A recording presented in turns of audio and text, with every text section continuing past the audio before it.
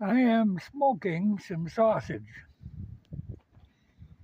and it's about ready. I could take it out now, but I'll give it a few more hours.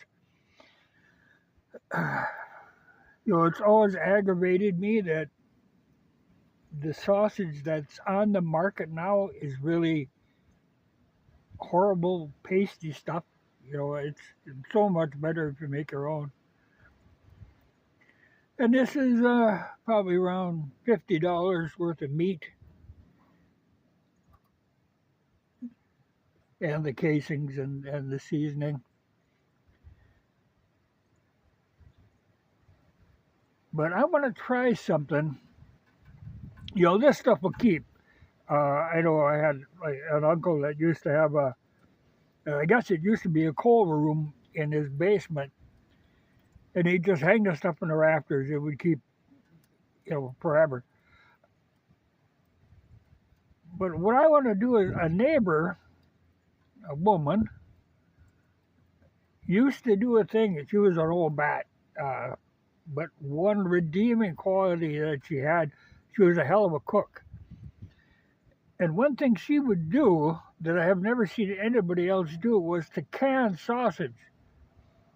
Cut it in lengths and pressure can it in jars. And that stuff was fantastic. Um, but I've never seen anybody else do that. But I'm going to try that with some of this just to see how that works out. But I do love, real sausage. But like I say, you can't hardly buy. I've never found any that I thought was acceptable.